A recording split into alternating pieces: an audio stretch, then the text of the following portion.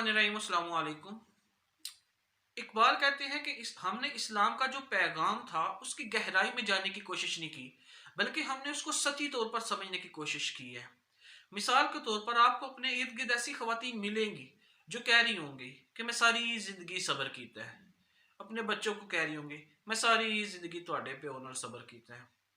अब उसने सब्र किया कम, उसने शिकवा किया ज्यादा। उसने सब्र किया कम, उसने गिला किया ज्यादा। उसने सब्र किया कम, उसने गीबत की ज्यादा। उसका जो शोहर है उसके करतूतों के बारे में आधे से ज्यादा गांव को पता होगा।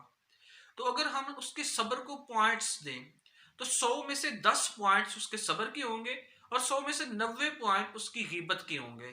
यानी कि उसने अजर लिया कम और उसने गुनाह कमाया ज्यादा।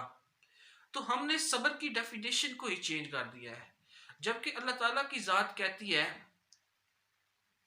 तुम्हारे ऊपर जुल्म हुआ और तुम जुल्म की कैद में आ गए और तुमने खामोशी इख्तियार करके मेरी तरफ देखना शुरू कर दिया।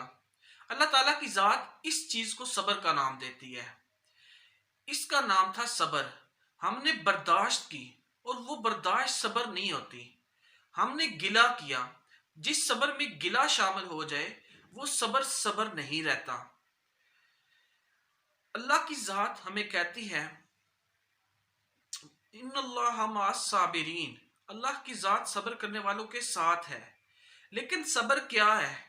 मिसाल के तौर पर अल्लाह ना करे अगर किसी का बच्चा पागल पैदा हो जाए, अब वो उसके साथ सब्र करे, अल्लाह के आगे शिकवा ना करे, उफ तक ना कहे और उसके साथ जीना सीख ले, ये सब्र है। मिसाल के तौर पर अगर किसी का बच्चा बीमार हो जाता है और चंद दिनों बाद अल्लाह ताला उसको शिफा अता करता है, तो जिन दिनों के दौरान वो बीमार था वो उन दिनों के दौरान अल्लाह से शिकवा नहीं करता, वो सब्र करता है और अल्लाह की अता पर खुश होता है। तो ये सब्र है। हमने सब्र और इस्लाम के बाकी जो पहलू हैं उनको सतही तौर पर तो समझा है, लेकिन उनकी गहराई में जाने की कोशिश नहीं की। मुर्शिद इकबाल कहते हैं कि हमने जो इस्लाम का पैगाम था उसको हमने अपने मतलब के लिए समझा है, उसका जो हकीकी पहलू था हमने उसको उसके मुताबिक नहीं समझा। ओके, अल्लाह हाफिज।